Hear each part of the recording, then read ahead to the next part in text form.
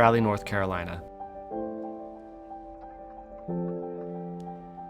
More than 1,000 North Carolinians came to the Capitol to advocate for the Second Chance Act. The landmark bill would make thousands of North Carolinians eligible to expunge their records, automatically expunge not guilty records and dismiss charges, and make certain juvenile records eligible for expungement.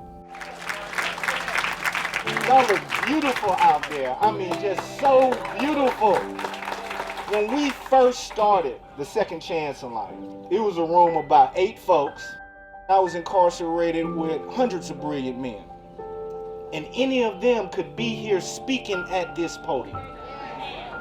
The only thing that separated me from them was opportunity. From 2011 up until 2016, 2017, I was unable to find employment. We should be making the playing field as even as possible for citizens returning home and for those who just made mistakes like I did. Many individuals can find themselves released from prison, but locked out of work, education, and a place to live. In order to ensure that those with a criminal record have the best opportunity at a second chance, action from the community and government officials are needed. We're here today to advocate for second chances in our own voice, in our own experiences, because you got your own story. And can't nobody take your story. And can't nobody tell it the way that you do. And today we need you all collectively. We're collectively gonna tell a story to our General Assembly that they got to do something different for the 1.7 million people in this state who got criminal records. I'm for second chances. I'm for second chances. I support second chances. I am for second chances because I believe that people who have criminal records have a right to their true quality of life. Helping people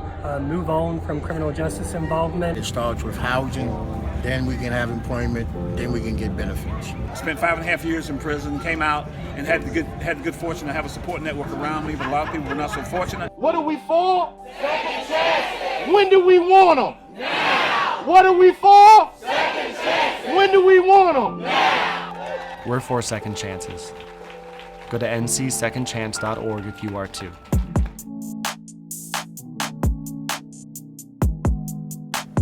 My name is Christy Puckett-Williams, and I'm the statewide campaign for Smart Justice Manager with the ACLU of North Carolina. I am also a proud member of the North Carolina Second Chance Alliance. The Second Chance Alliance is a statewide alliance of people with criminal records, their family members, service providers, congregations, community leaders, and concerned citizens that have come together to address the causes of criminal records and the barriers they create to successful reentry. We know how difficult it can be to rebuild a life after incarceration, and that those difficulties often lead to folks going back inside. I am personally involved in the Second Chance Alliance because I too live my life with a scarlet letter F representing the felonies I have been convicted of. The Second Chance Alliance is a space for me to dream of what life would look like if my criminal history wasn't a barrier. You should join the Second Chance Alliance because whether you live with a criminal history or not, we are making positive changes in the criminal legal system that work to make it more just and equitable. In 2019, the coalition was able to bring over 1,000 directly impacted people and their families to the North Carolina General Assembly. As a result of that powerful display of unity, the Second Chance Act was passed with unanimous bipartisan support and provided relief to millions of North Carolinians living with criminal records who are now eligible to have their records cleared. I'm Dennis Gaddy. Second Chance Alliance is a compilation, I guess, of organizations like the one that I lead called Community Success Initiative, which is a 17-year-old nonprofit working with men and women who find themselves entangled in the criminal justice system. So back in 2007, I guess, over organizations like mine and other nonprofits in the area who touched that subject came together to talk about how we could create a policy lens to help ensure that men and women who have records can remove some of the issues that impact them in a negative way. And we did that. It was a loosely held organization, and until recently it kind of still has been. Second Chance Alliance is an organization of alliance of people that believe in people deserving second chances. I think it's very effective in what we're doing, and it's continuing to grow. It's very important. Again, because I see so many people that have been downtrodden, given up. There seems like there's no hope. And I see people, when they come through with the resources, tapping into the resources that we are offering, I see people, life coming back into people. The continued fight that we do, bringing awareness, educating our community. And what I love the most is the young people that we're grooming them and giving them an opportunity to tap into what's really out there that will make them successful. So my name is Alex Williams. So the Second Chance Alliance is a group of various organizations, stakeholders, reentry partners who believe in second chances for folks who've been incarcerated or had an impact with the system. It looks like folks who are formerly incarcerated and directly impacted leading the charge to change the narrative around folks who have these impacts, right? So, you know, what brought me into it is that I'm formerly incarcerated and directly impacted by the system. And I've just went through various obstacles behind that you know, impact. You know, I may have made poor choices, but I don't feel like I'm supposed to be punished for that for the rest of my life, you know. So that's just a brief synopsis of why I'm in the Second Chance Alliance.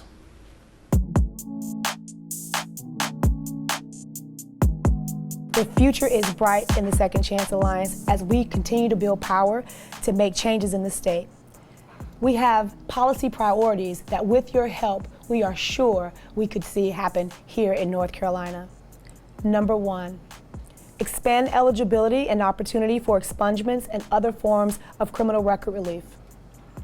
When someone returns to society, they should not be forced to continue paying for a criminal conviction. People deserve a clean slate, and record relief laws must be expanded to ensure everyone has the opportunity to create a thriving life for themselves and their loved ones. Number 2, eliminate the ban on SNAP benefits for those with felony convictions. People in need of public benefits and assistance must not be denied them because of a criminal record, especially when they have paid their debt to society and faced increased barriers to reentry.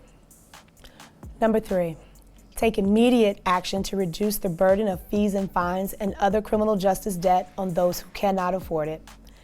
The North Carolina court system should not be funded on the backs of those with the least ability to pay. Levying costly fees on people who don't have the means to pay them creates and criminalizes a cycle of poverty while entrapping a disproportionate amount of Black, brown, and poor people in the criminal legal system. Number 4, reinstate voting rights for those with felony convictions and fully end felony disenfranchisement. Felony disenfranchisement is an inherently racist practice established as a tool to suppress African Americans' votes. Decades of data shows the disparate impact of this practice on Black people. Number 5, eliminate the North Carolina drug tax. The North Carolina drug tax is a modern relic of the war on drugs. It is an excise tax on illicit substances such as marijuana, cocaine, and moonshine, and it is in place to raise revenue for local law enforcement and for the state of North Carolina. Number 6, increase housing opportunities for those directly impacted by the criminal legal system. Access to safe, stable, affordable housing is a human right. Housing must be available for North Carolina residents regardless of criminal records. Number 7, ensure equal access to employment opportunities for those directly impacted by the criminal legal system. A criminal record should not be a barrier to employment or a lifetime sentence to poverty. People reentering society must have equitable access to employment opportunities to ensure they can adequately provide for themselves and their loved ones. Number 8, allocate adequate funding and resources for reentry and reinvestment programs. North Carolina has a wide network of reentry supports and service providers, but they need funding and resources to continue their work. Investing in successful reentry programs for people returning to society helps reduce recidivism, stabilize communities, and improve quality of life for thousands of North Carolinians. Number 9, increase accountability and transparency in law enforcement and policing practices. In the wake of the murders of Andrew Brown Jr., George Floyd, Breonna Taylor, and countless others whose lives were stripped away far too soon at the hands of law enforcement officers, it is imperative that communities have the ability to hold law enforcement accountable for their actions and have space for their voices to be heard, to inform decisions on what true community safety looks like for Black and brown people. And number 10, invest in ending wrongful convictions and repealing the death penalty. In light of the overwhelming evidence of wrongful convictions nationally and in North Carolina, we must have increased transparency and accountability from the state around the pardon clemency process and wrongful convictions. We also must support a moratorium for North Carolina's death penalty today. Thank you so much for joining us, and I hope to see you soon.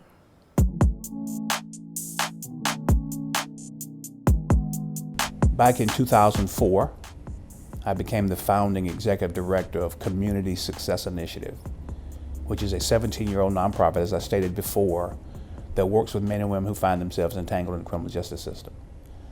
I didn't wake up one morning and say, I think I'll start a nonprofit working with people coming out of prison.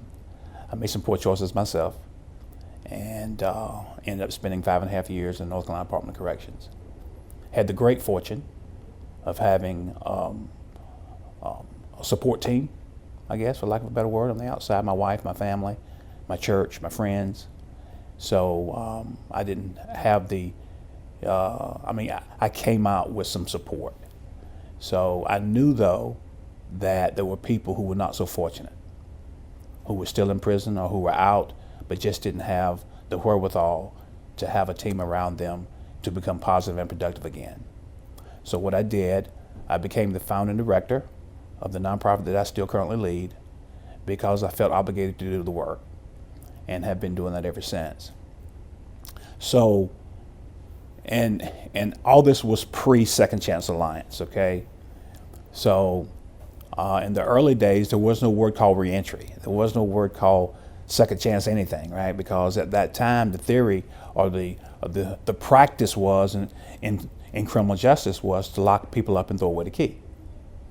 And then eventually, the state had an economic concern because they couldn't afford to build more prisons.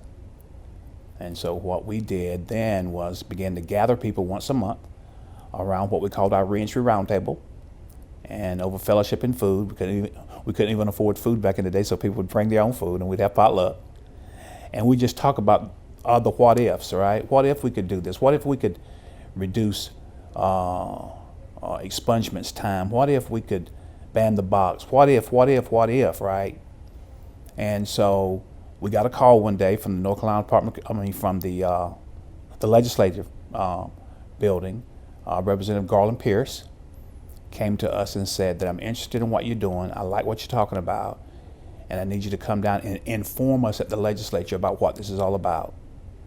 And I became a part of a 2-year study committee working with him and other legislatures, and that kind of emerged as a big deal. As a big deal because at that time it was all new. So those early days that I experienced was, as far as I'm concerned, the early days of the Second Chance Alliance, because there was me, there was Darrell Atkinson, attorney Darrell Atkinson, and there were several other people across the state who just kind of hung out loosely to kind of see what we could do to make it better for people coming home from prison. So I would think that that would be an example of the kinds of things that were happening across the state. And I used a lot of my time to go around and help people start their own roundtables across the state to kind of inform their communities as well.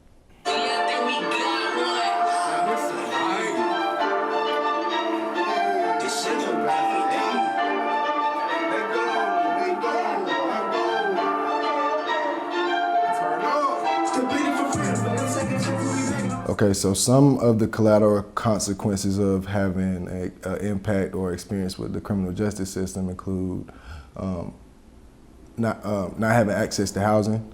You'll be, screened out of housing for various charges. Of course, employment is the more obvious one, right? When I was younger, I only qualified for certain jobs, and those certain jobs were more manual labor. I was doing warehouse work at the odd hours. Even being a young father, the employer don't care about that. And at that time, I couldn't care but so much because I had to go get the money. But it was pretty demanding work for the age that I was. But that's kind of where I was at. Some of the other ones include losing your gun privileges, or gun rights. Many people don't know that certain charges, especially felonies, just automatically you're automatically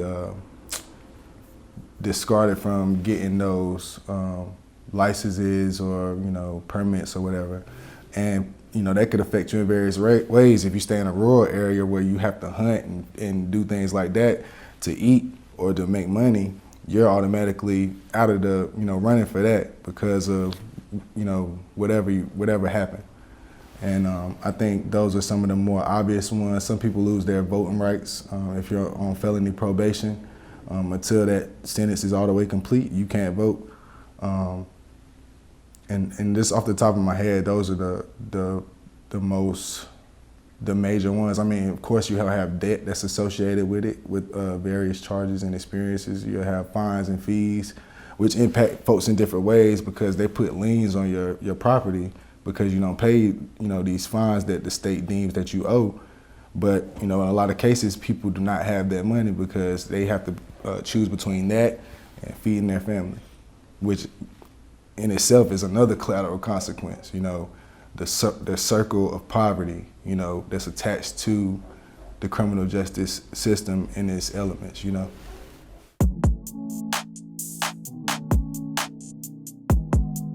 Once you're entangled with fines and fees in the court system, it tends to be sometimes years long or sometimes decades long of actually owing these fees and actually recurring interest over time. So then it becomes impossible for you to pay these fines and these fees.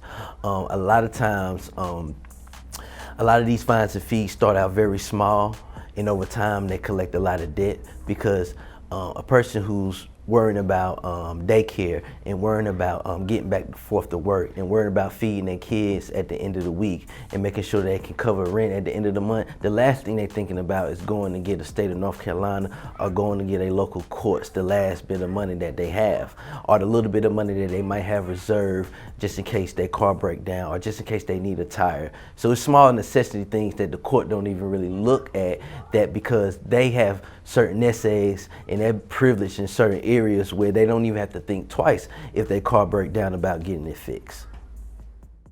Well, the $30 fee, that's that fee that they say we have to pay each month for 9 months. I don't know why. I don't know what it's for, And even prior to getting out, I asked them why I gotta pay $30 and why I gotta be on a 9 months project. Can I just do my 9 months then?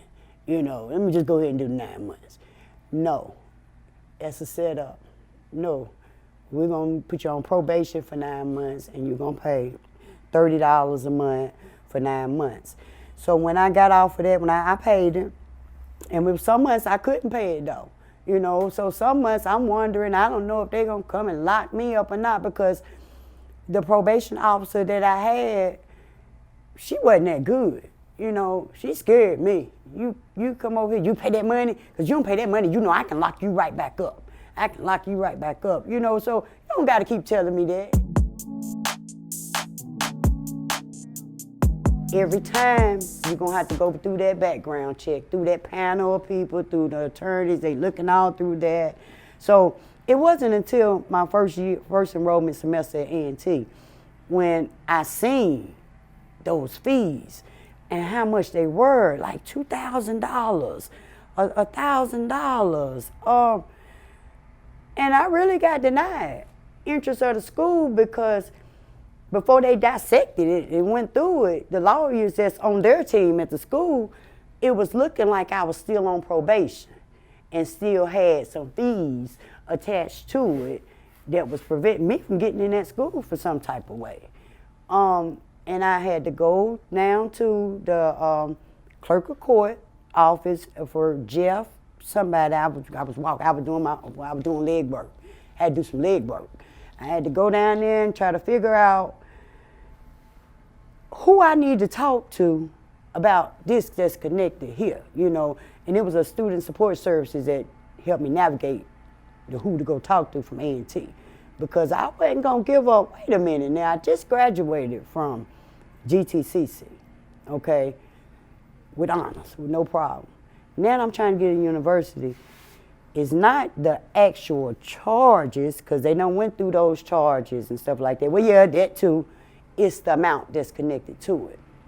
So I ended up going down there. They told me, they highlighted some stuff, told me to go back to A&T and write it down and let them know that I'm not on probation and these charges are, these connections are like a silver case.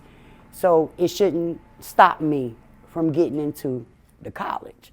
So I went right back and told him what he said, and they gave me another record that they were trying to help me out down at the clerk of court office and put a little signature on it and highlighted it, and I explained it to them.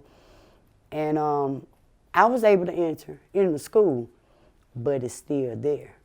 So right now, at A&T, for the summer semester, I'm waiting on them to look at these charges again, the same ones because you got to put, I'm not gonna lie and say no, okay? So even though none of the charges are subsequent to I haven't had any other charges since I got those charges in 2006, 2005. When you press yes on that background check button, all that comes up. So, and I got exhausted with it, you know. I got exhausted with it. So it's still there, left unattended to. Not having valid access to a driver's license, it hinders you a lot. You don't have the access to be able to go out and look for gainful employment. You don't have the access to go to the grocery store on a daily. Then for instance, for me, example, it's been times when I didn't have a car, and my license right now was in limbo because of money. So now that I'm paying for Ubers to get back and forth to work, I don't even have the money at the end of the week or at the end of the pay period to even pay to get my license restored. So a lot of times you become into a cycle where you're not even able to go get the things fixed on your license because of the amount of money that's incorporated in order to restore your license. So that's why that's why license restoration in whole should be more of a broad thing, more of a thing that don't entail you paying fees and fines along the process. It should be a thing that the state evaluates your ability to pay and go ahead and just waive those fines and fees. And having a job is not the ability to pay when I'm paying Uber and bus fares and cab fares back and forth to work, and then I have to eat utilities. So that me having a job is not the ability to pay. And a lot of times I think that get lost in the courts. They think because you have a job, then you have the ability to pay these fines and these fees, but they don't really understand what you go through to get back and forth to work without having a license in the first place.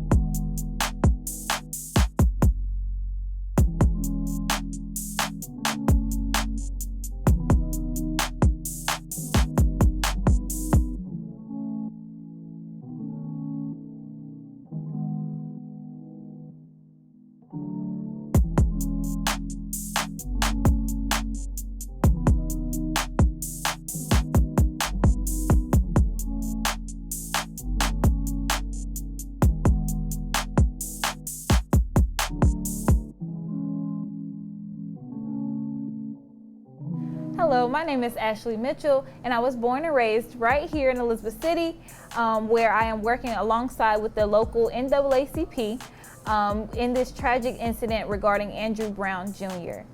Not only am I working alongside with the NAACP, I am also a North Carolina licensed attorney working and serving forward justice as a legal fellow.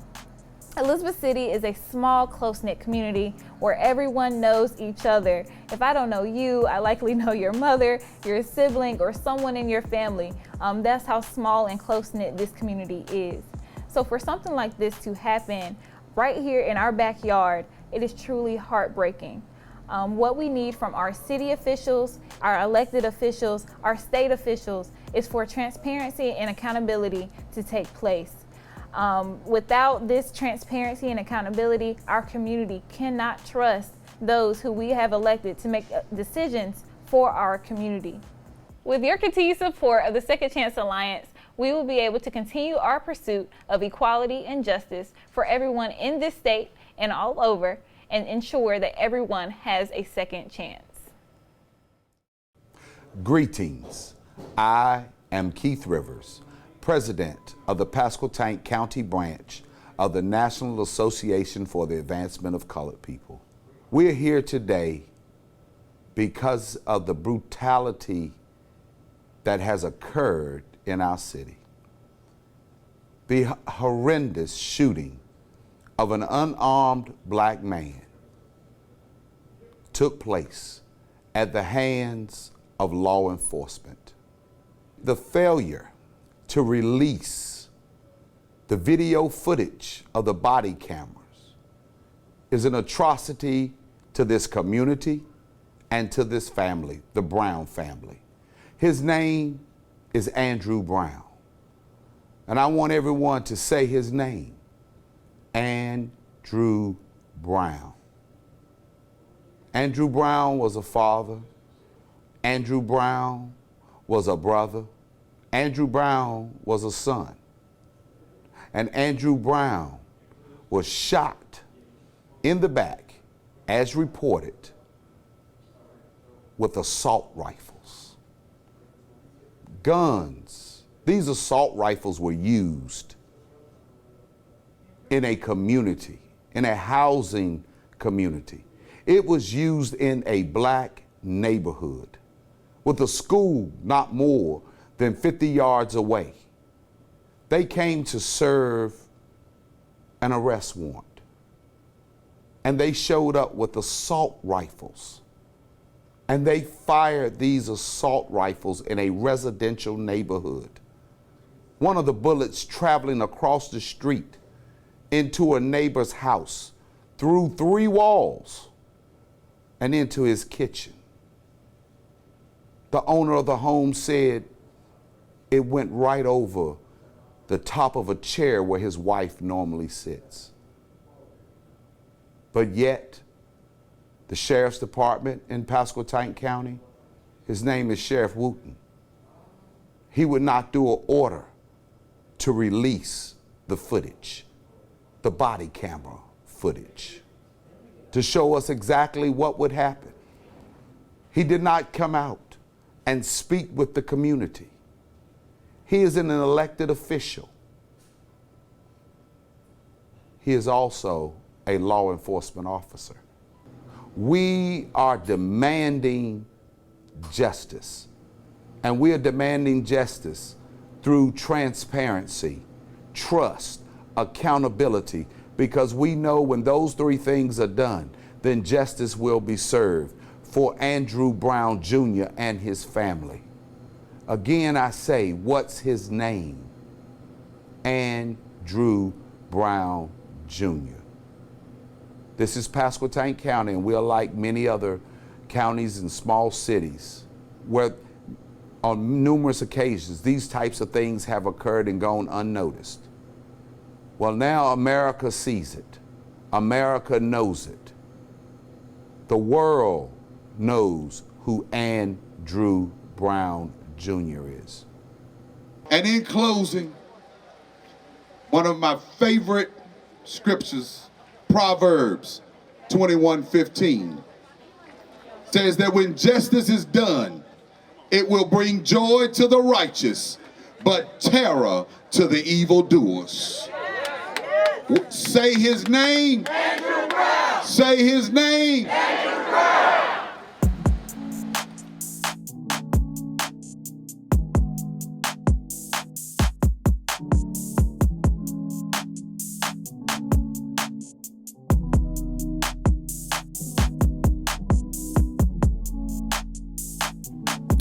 The doors that the expungement open is, first of all, it's making a person feel like they are human and that they matter.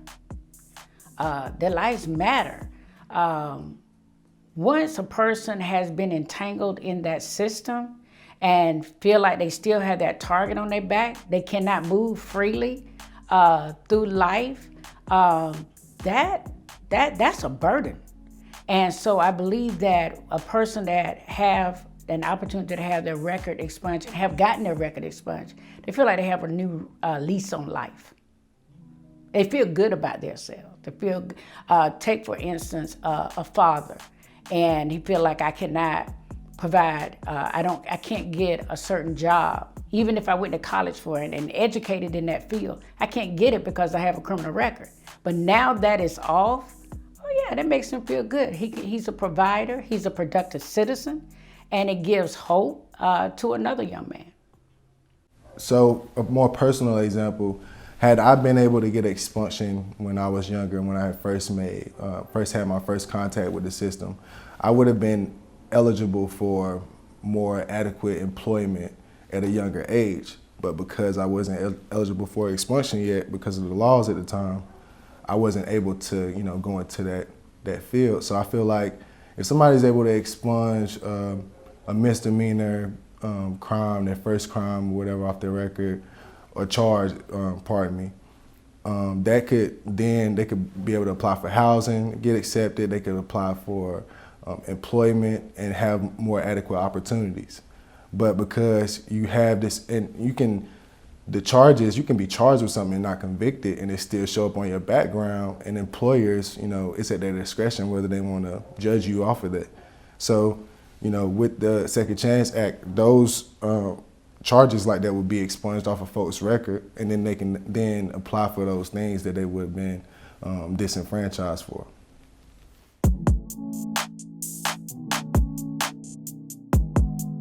As a job seeker, and willing to work on the workforce, it's almost like just being asked, are you a felon?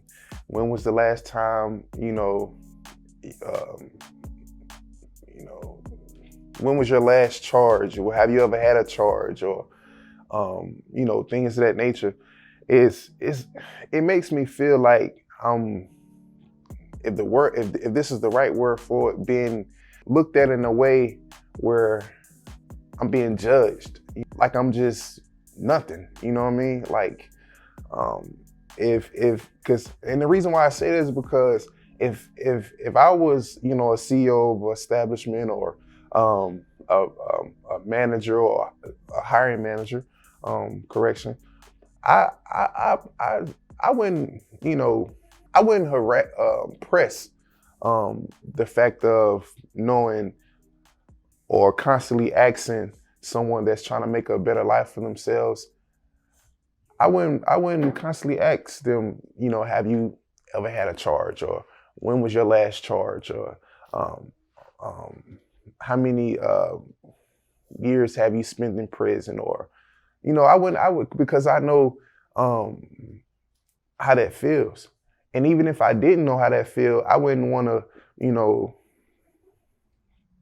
degrade anyone of their past. And another reason why I say that is because everyone has a mental stability, a mental illness, or everyone is just different, So asking a person a question like that, or even insinuating something like that, it could be ain't no telling what it'll do to a person. You know, it could knock a person down to the point to that they're at their lowest, to where they won't be, you know, encouraged to go get a job. You know, like that just my personal opinion, it'll discourage, you know, many people, you know, in this day of time, you know. So the process of filling out a job application with having a criminal history or background is you'll go through the application just like everybody else, putting your name, you know, your address, the obvious information, and then you'll get to a question somewhere down the line that asks you, have you ever been convicted of a crime? Most of them say misdemeanor and felony, or just say a crime in general. And they want you to answer that question honestly, or you'll be, you know, screened out of it. But if you answer it honestly and you don't fit what they deem to be, you know, somebody that can be employed or employable, then you're out of the screen anyway. So you'll fill that out, which in my personal experience, while I was filling it out, something about that, just answering that question and reliving that experience, because they want the details of what happened, like they want the date of your disposition, all of the information. And, you know, like just reliving that makes you, it kind of discourages you from even submitting the application, because you like, if I'm reading it and it's horrible to me, they're gonna read it and it's horrible to them, and I'm not gonna, you know, you talk yourself out of a lot of opportunities with that, and I'm not sure if that was the intention, but I know that's the process, and we've done work to get, you know, that question removed off of applications, but it's still up to the discretion of a lot of employers if they want to keep it on there.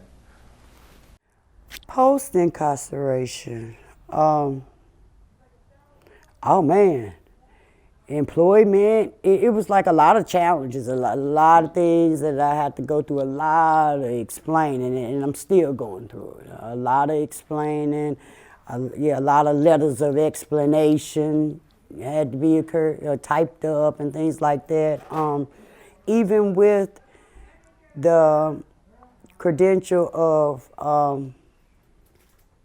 an associate's degree in substance abuse concentration, even with being a North Carolina certified peer support specialist with a credential to be a supervisor, I'm going to interviews like at Atrium Health, Novant Health, to be a peer support specialist. A peer support specialist is someone who has had an addiction, substance use disorder or mental health disorder, and has recovered from it, and now is able to give back, provide hope to others, care, comfort, support, lift up, empowerment. That's what a peer support specialist is. I don't know who, there's plenty of them, but when I come to the table, I'm coming with it, okay? But once you get to my record, I'm out the door, okay? And I know that's what it was because I asked, why am I getting turned down these jobs when I'm overqualified, really, because you don't need a degree to work as a peer support specialist. The challenging part about it, having a record, is basically, going to different job sites and having to explain my past background, an establishment, a business, just having to explain it each and every time is like, it can be exhausting, it could be depressing, it could be it can bring frustration, so to have, at least to have a chance to have, those charges or that my past faults, expunged to where I don't have to relive those moments again and again and again. That's what makes that process challenging.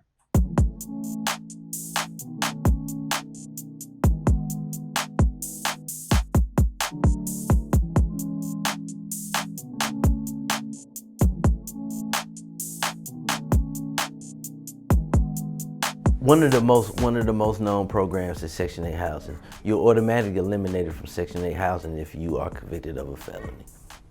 Point blank, period. So a lot of people who are coming in reentry, they are shut out of a lot of housing opportunities from the gate. So the thing with housing, a lot of people will go to private owners. Right now, if we speak of current day, during the pandemic, a lot of private owners are not taking anyone that they usually would take with a record. They're not taking people with records because it's a pandemic. They had a high risk of the person not able to have gainful employment, not able to actually pay the rent. And right now, it was a lot of things in place where the tenant wouldn't have to be evicted because of that. So now you have people in the pandemic who aren't able to get housing because of their felonies, who aren't able to go to private owners to gain housing. And we all know all the corporate apartment complexes and all the corporate structures do not allow people in their apartments for any short-term or long-term leases. I came home in April, actually April 19th, 3 days ago, was my 12-year mark. So when I came home, I came and I went back to my grandmother's house. But I went down to the housing authority to sign up for housing. At first, I was told that I didn't qualify for housing. Me and my children didn't qualify. At that time, I was receiving SSI, and my other two was receiving SSI. So, but they said that I didn't qualify because I was still on probation, and I was on that 9 months post-release. And so I had to wait until I got off 9 months post-release and then go and apply. So in other words, I had to be out a year before I qualified for the services for the housing authority. My charges had to show disposed of, and then it had to go through a year process. So for the year process, I was putting in, applications at different, places, private owners or other owners. I was getting turned down because I'm a wreck and because I'm, just coming home and things like that. I ended up finding a house. A landlord rented me a house despite my record and things like that, but I had to pay. Being that I didn't have a job at that time, I was just going to school, I ended up having to pay like $1,100. So that was like 2 of my checks. That was one, my whole SSI check and half of theirs. I didn't get no child support or anything like that. So that's how I was living, like off of really like $300 left out and whatever I had from the school grant left over, because I couldn't get right into housing, One of the head volunteers at the Interactive Resource Center in Greensboro, which is a place that focuses on homelessness. And so I had a lady on my team that also helped me, she was over the house. I worked in the housing part there. I did a lot of things there. I ended up having my own program there. So I helped out the homeless. So being that I had a lady that would advocate for me as well, just out the blue, I get a letter, you up for your housing, Section 8 that is. But that was probably 2 years after I got out. I finally got Section 8. Yeah. That experience would have been worse if I didn't have Forward Justice, you know what I'm saying? Caitlin Swain and Daryl, and they helped me obtain an apartment, my first apartment in my entire life. And that process kind of stressed me out because, before I went, I knew people and let people get apartments for me in their names. I didn't know that the process wasn't this strict, like with felonies. I didn't, It's crazy how much felonies affect every area of your life now. That's crazy. Felonies affect, I mean, your housing, getting a job, I mean, everything now. From what I've been seeing and experiencing, it really does. And but I was able to get the apartment in my name for the first time, get something in my name, housing in my name, with the help of Forward Justice writing a letter for me to the people that own the apartment complex. Oh yeah, fill out the applications, man. During the applications and the things they ask you, and it's so much. They got to do credit check like you get a car, and I mean your background checks, and I mean the getting electricity cut on, the cable. I mean, at first it was real stressful, and I got stressful for the first like 3, 4, 5 months until I got used to the bills because I never had bills before like that. And when I was out there in the street selling drugs, I knew, you know, other people were doing that. You know, I just give them the money and they do that, you know, for the little places we were staying at, things like that. But it was mind-wrecking. It really was. But as I got into the flow of it, I got used to it and started getting my priorities in order, my bills in order, and it just started flowing. I started getting used to it. It's an adjustment. It really was an adjustment.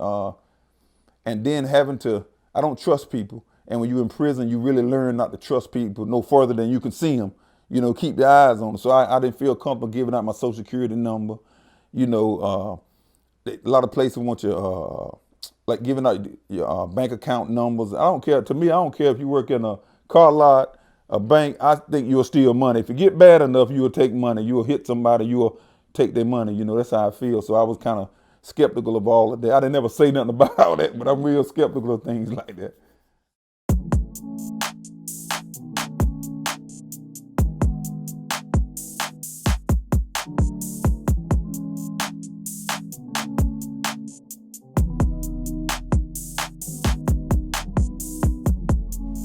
Well, I was never ever able to vote until 2008 because I caught a felony at the age of 18. So that eliminated me during the process of a 5-year probation period that I wasn't allowed to vote. So I was so excited to vote in 2008, and I found myself more intrigued to engage my peers about voting because a lot of us don't vote locally. Some of us don't vote nationally, but we pay attention nationally. And a lot of things and issues that go on in our community, we can change them with the first step by voting. Oh, it's definitely a sense of a lot of hopelessness, a lot of sense of not being able to have a voice and not being able to speak from a perspective other than the perspective you always see on the media or you see highlighted. Let's talk about the areas of voting, all right? I believe as we build momentum and establishing other chapters and other alliance chapters across the state, that I think that as we focus on things like voting, in North Carolina, you get the right to vote back after you've done your time and you've paid probation and parole and you've done all of that. You have an automatic restoration of rights. You don't have to get nobody's permission. You just go down at the Board of Elections and get your voting rights established. We believe that if we can establish a foothold and get enough people registered to vote who at one time lost their right to vote, that we can change policy. We believe that we can change the election. We believe that we can go in a certain county where the DA has maybe run roughshod over people in that county and be able to say, we will vote you out, and have enough power to do it politically. And that's actually one of our goals, to be able to establish a voice at the voting at the polls, right? So that's one thing. And I also believe that we'll be able to get policy change, right? By establishing a relationship with legislators who understand, like I just said, that if we can't be heard, then you can be moved, right? So I think the political base is the biggest thing. I think we also create advocates, people who can speak and people who can get our word out on social media, wherever. But I believe that as we expand, we'll be able to create some advocates who can go to the city council and say, look, we want to take that question off the city application about whether or not you've had a record or not. Because we believe it's not only is it unfair, but it's discriminatory, right? And be able to go to city councils across the state and to be able to have a voice at those city councils that have "I'm for second chances" on their t-shirts, on their buttons, right? We believe that's a possibility as well. That was empowering, but also it was enlightening. You know, I used to not believe in the whole system of voting, the democratic process we got, and I didn't believe in that. But this last election, and that's one of the powers that the people in this country got that a lot of other countries don't have, you know. And a lot of felons didn't have until, you know, people fought to get that so that felons can vote, you know. That's a power that I took advantage of, and a lot of other people took advantage of, and a lot of other people need to keep taking advantage of it, because it is a power and it works, especially now the atmosphere that we've all created. Everybody's fighting in our fight that we in against, you know, the clean up the system, to straighten the system out, because it does change things. You know, it does. All you got to do is take a couple of minutes, and then take that long. Then I used to see them lines and standing in that line for nothing. Them people gonna put in the office who they want to put. That's what I used to say, you know. And at the end of the day, I learned that the people really run things. You know, them people in the White House and Governor Cooper, they really don't run nothing. Because really, the people knew what they had and knew they could actually get them out of there just by voting them out and getting your friends to vote them out and family to vote them out. It's a powerful tool. It really is. And I was glad to be able to do it. And I'm going to keep on doing it. And I got other people interested in doing it around me that didn't have no confidence in it. But everybody more confident now after they seen this last election with the president and all that. Everybody is more confident in it now, you know. So it's a great power, man. It really is. Unlock Our Vote campaign is basically, it's a campaign that a large amount of organizations, lawyers, organizers started a lawsuit against the state of North Carolina to restore voter restoration. And we created a campaign around it to get voter awareness, make sure we advocate for more rights around voter restoration, which would include, like if someone's on probation, in North Carolina, you're not allowed to vote. But we wanted to make sure that anyone that was on probation that still owed money, they was allowed to vote just because of the fact that they was on probation for owing money. Now we restored their rights to vote. So that allowed numerous of people, over 20 to 30,000 people with their rights restored during September 4th lawsuit. Felony disenfranchisement disproportionately affects Black North Carolinians. Even though just 22% of the voting age population in North Carolina is Black, we make up 42% of disenfranchised voters.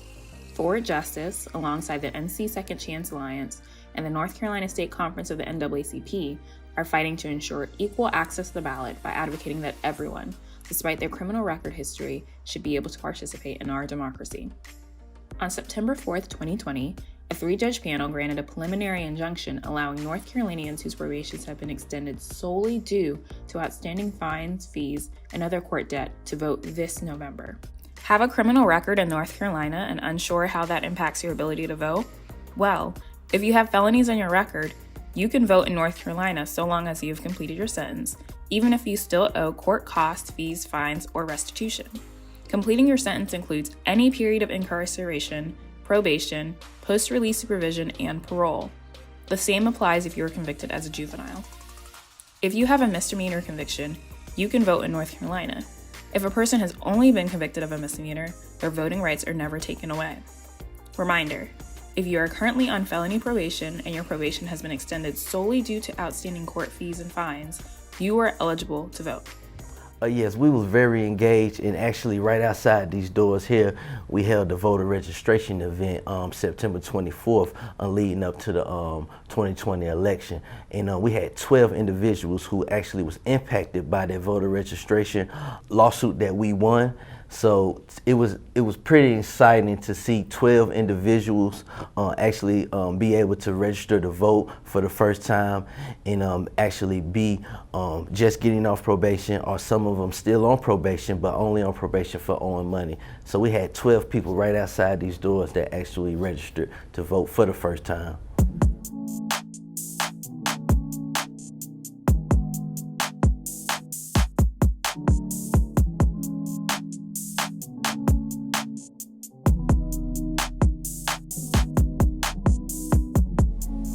People should be granted second chances because you're not the sum of your worst mistakes. One bad decision, one bad choice should not be held over your head for the rest of your life.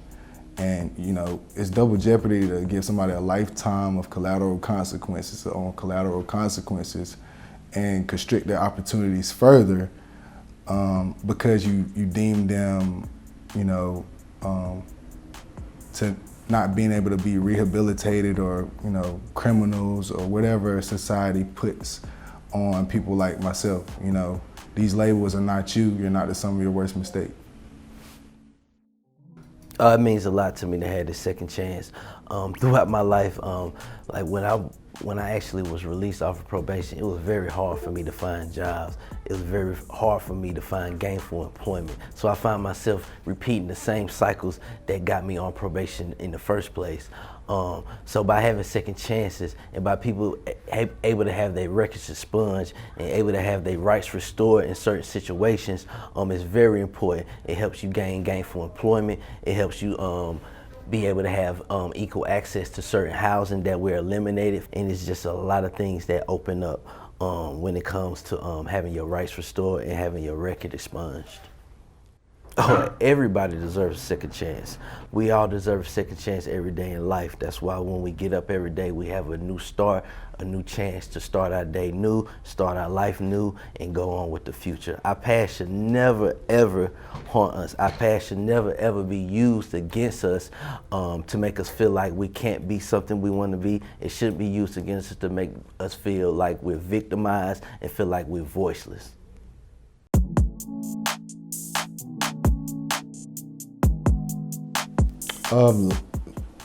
Language is powerful, yes it is, and I think yes we should change the terminology around folks who were formerly incarcerated.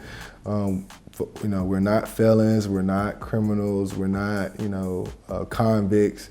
Those terms are looked at in our community as demeaning, right? You might as well be just calling me flat out the N-word, to be honest with you. And most people use those terms in those ways, it's derogatory. We have to change their narrative. We use formerly incarcerated, directly impacted, returning citizens, or just people. Because at the end of the day, those terms are used to dehumanize somebody so people won't feel so bad about what's happening to them. It's not happening to me, it's not happening to my folks, it's those folk. People love to do that. And I think that's why it's so important for us to change that, so then we can change the treatment to folks like, myself and others who are formerly incarcerated. Well, I think that's a great question. And I think you used the operative word. I think the word is people, right? People have a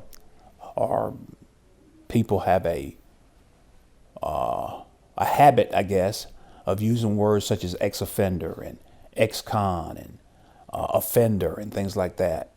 So we had a leadership meeting years ago with just our team of people, which is 80% are formerly incarcerated.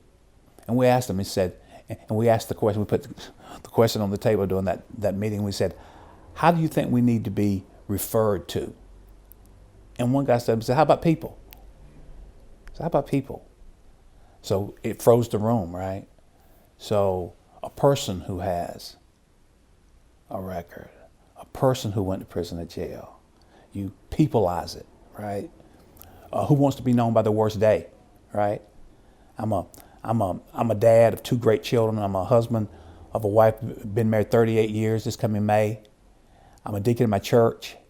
I'm a founding executive director of a nonprofit for the last 17 years. I mean, I've done some other stuff than go to prison, right?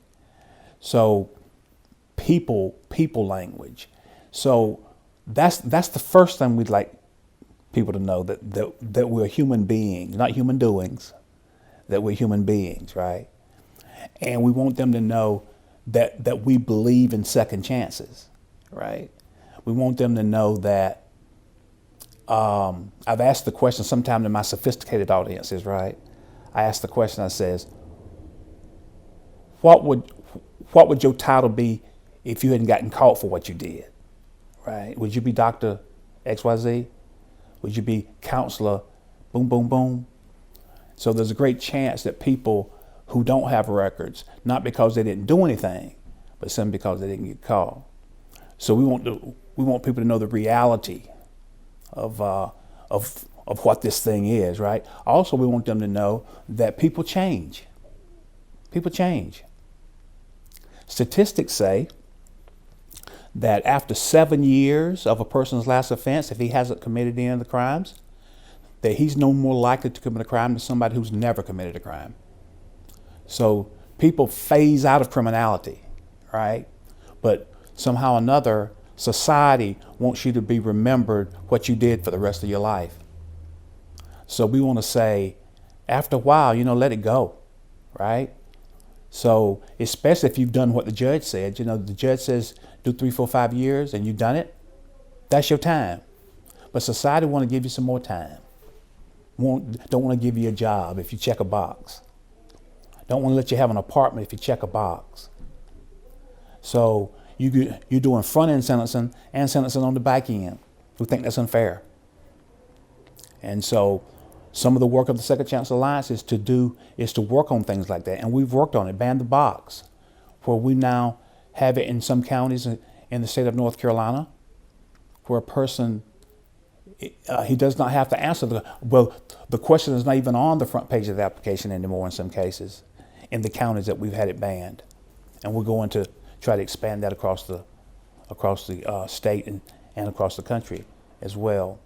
So if a person does not have to check a box, it doesn't mean that he will not, it doesn't mean that he'll get a job. It doesn't guarantee a job. But as they say in Georgia, it enhances the chance that you'll get a job. If I can look you in the eye and get some face time with my employer or potential employer to say, hey, I know that happened, but that was then, but this is now. Let me tell you what I've done since then, right? And to be able to have that face time with the employee so he can see and hear and feel you, we believe that makes a difference. So ban the box is already in place in some counties, and we're looking to expand that across the state. So those are some of the things that I think that we'd like society to know, or communities to know, and that we don't just because we went to prison, just because we have a record, don't mean we have 8 eyes and 4 legs and 6 arms and things like that. We're just real people. We're just real people who made a mistake. I think it shouldn't really be singled out whether you have a felony, whether you've been incarcerated, whether you only have a misdemeanor. I feel like all those things should be looked at the same way. You shouldn't be looked at any different for having a misdemeanor and having a felony. Anyone needs a second chance. Whether you was caught speeding and got caught speeding too many times, I don't think that your license should be took away from you for the rest of your life. So just as well as people's license not took away from them for the rest of their life for speeding, then I think that because you caught a felony 10, 15, 5 years ago, it shouldn't haunt you for the rest of your life. It's like you're almost given a death sentence, but you're not in jail. That we people too, we have families, we have friends, we have businesses, and just because you have an experience, that might be a bad decision you may have made, right? You shouldn't be punished for the rest of your life for that. You deserve opportunities, you deserve equal access and quality of life as everybody else does, in my opinion. And I think that the narrative should be changed, that, it's a risk of public safety, doing these things for folks who are formerly incarcerated or maybe deemed a certain way by the public. It's actually the direct opposite. If you deprive people of these opportunities, you force them into a corner. And if you force somebody into a corner who has to feed their family, their kids, their wife, husband, whatever, you're gonna get some bad outcomes. And I think that's something that is kind of like a myth that people feel like if we bring these people into our place, and I've heard them talk like that, if we bring these people in, we risk public safety. And I think that's just a myth that needs to be changed.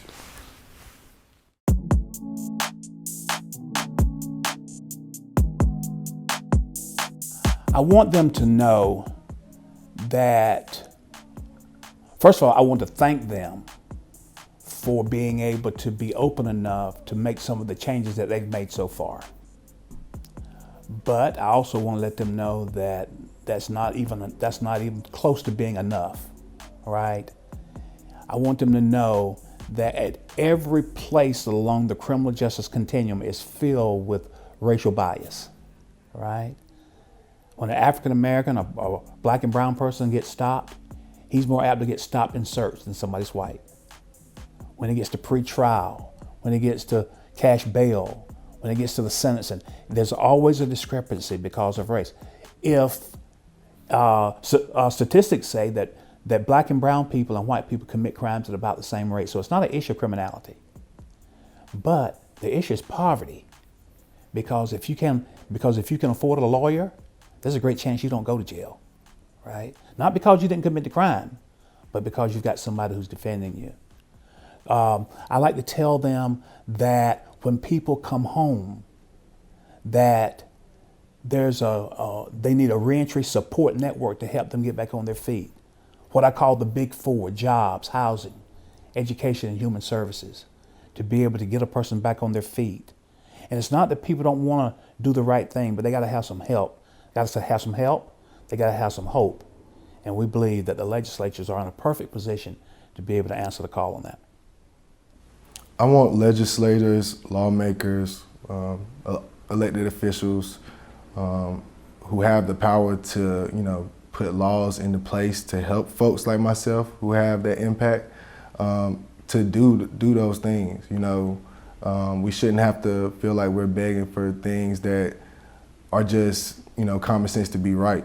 In a lot of situations, folks don't really understand those impacts until their loved ones are pulled over by the police or arrested, and then they have to check themselves like, am I really doing what I can to help folks in that position? I want these folks to know that, we will be, trying to sit down with them to get as much as we can put in place to help folks. But we got to do better than what we're doing right now.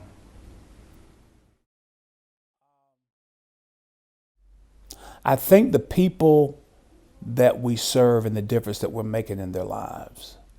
And I think that I still have some gas in the tank regarding being obligated to do the work because of people who were not as fortunate as I was when they came home. And I see about 300 people, we see about 300 people walk into my office every year, not counting the talks that we make and the Zooms that we do and things like that. So people need to know that there's hope, right?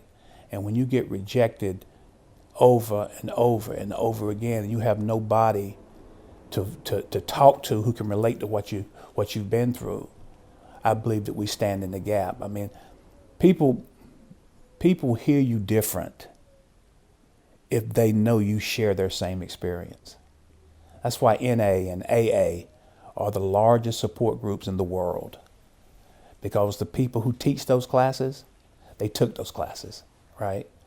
So we just believe that 80% of the people on my team are former incarcerated people. And that's because when people come and sit down there at their desk every day, day in and day out, they can feel a sense of relief because they know that the person that they're talking to has shared some of the experiences that they've had. I think that's what keeps me going. Yeah, I think so. The people that we're helping. It's important to grow the membership base of the Second Chance Alliance because only the folks who have that experience have those answers, in my opinion. And I think we need more people with those experiences, and we share our answers and we come to more equitable solutions for all of us, right?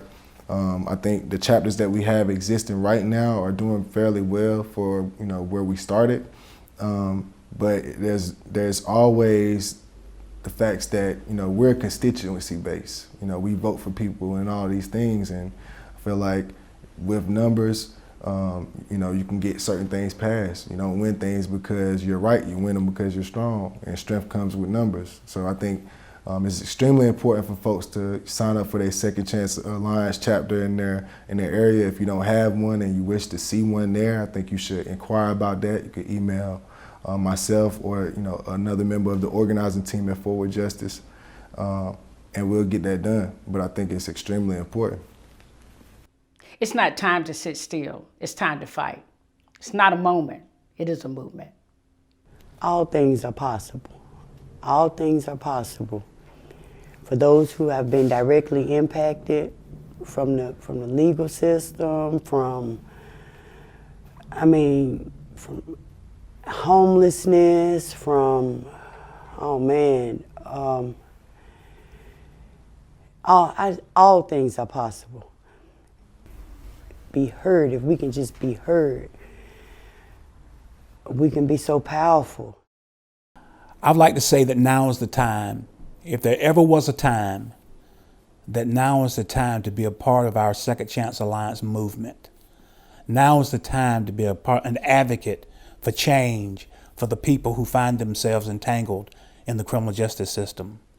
Now is the time to fight for what's right. Now is the time to call on your legislatures to do the right thing for people with records. If you're interested in becoming a part of this work, we ask you to go to ncsecondchance.org and find out all the information you can about what we do, and also an email, a place to email us if you're interested and become a part of our work. I want people to know that folks that have charges, convictions, experience with the criminal justice system are people. They're human beings. They have families. We have friends. We have people that love us just like everyone else. And we deserve opportunities to, have a great quality of life, to be happy, to not have to relive the traumatic experiences that we went through, going through a system that's unjust. It's just, it's our job to change the narrative, right? That's why I'm in the position that I'm in. That's why I move how I move, to change that narrative, to show folks that, you're not the sum of your worst mistakes. You can, live a productive, successful, quality life. I look at young people, my goal is to prevent individuals from being entangled in our criminal justice system. And there's no better place to start than with our young people. We don't want to wait for them to get into the system to fight for them. And I've always taught them, you don't have to be on the outside watching change come in our community or in America altogether. You can be a part of that change. So it's very important to keep our young people engaged, let them know that the sky's the limit. They do not have to settle, and reach for it and stay connected. I want my children to grow up in a world where the obstacles that I had to face, they don't even have to think about. Some of the things that I've seen and dealt with just because, who I was born as, a black man. I know that I can't protect them from all of that, but I know that every day I get up, I'm fighting for them to not have to go through as much as I went through, right? I want them to have adequate opportunities. I want them to, live an equitable life. I want them to, know something better than I knew, not have to make the choices that I made. Because a lot of those choices, I literally had to make them. It wasn't not even a choice, at the end of the day. And I just want to kind of open up the floodgates for those opportunities, so to speak, for them, because, they deserve that, and, everybody else's, little ones do too.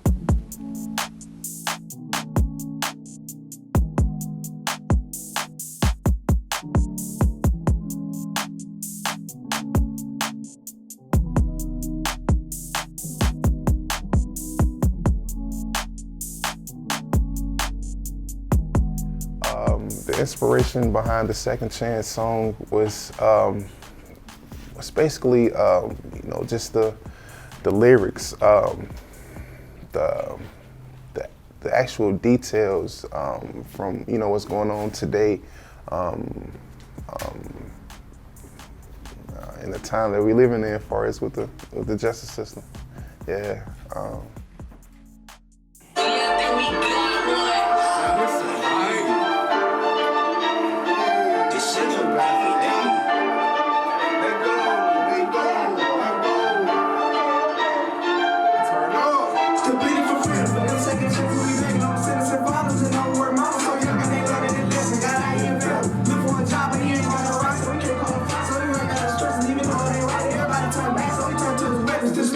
So they don't get the message. Paroling court free. Uncle Sam got a hand up for Texas on beach in 2007. Who lived they racist and no segregation, but they said the weddings in the 80s are section. Two people they ready for change.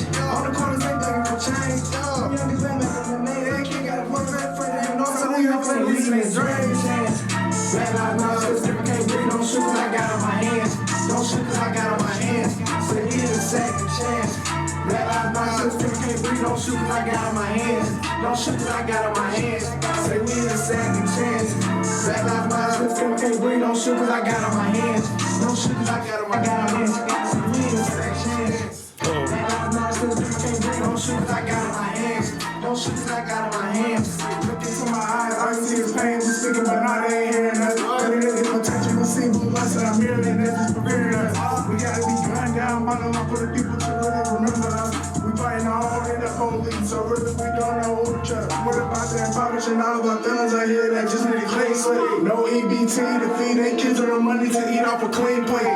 It all started with the word prison and ended up being a murder case. Keep saying I'm black on black, but really ain't up in the murder rate. Say we need a second chance. Black lives matter, sister can't breathe. Don't shoot 'cause I got on my hands. Don't shoot 'cause I got on my hands.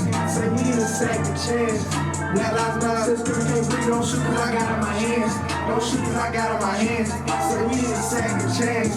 Black lives matter, sister can't breathe. Don't shoot 'cause I got on my hands. Don't shoot 'cause I got on my hands. Say we need a second chance. Say we need a second chance. Yo, 1-11, I was locked up 15, seen that cell. Charge of the dope, minimum rights, shook, man, I couldn't even spell. A second chance for freedom. You can't slave my people. From the Jim Cole, I'm not equal. Enemy and domain should be legal. Private properties converted in, that power over us. Black lives matter in my community, for just reform. Make it hard out here for a black person, we gotta get it out of dirt. I can't breathe for all we live and die, we live in trust. Second chance. Black lives matter, sister can't breathe. Don't shoot 'cause I got on my hands. Don't shoot 'cause I got on my hands. Say we need a second chance. Black lives matter, sister can't breathe. Don't shoot 'cause I got on my hands. Don't shoot 'cause I got on my hands. Say we need a second chance. Second chance. Say we need a second chance. Second chance.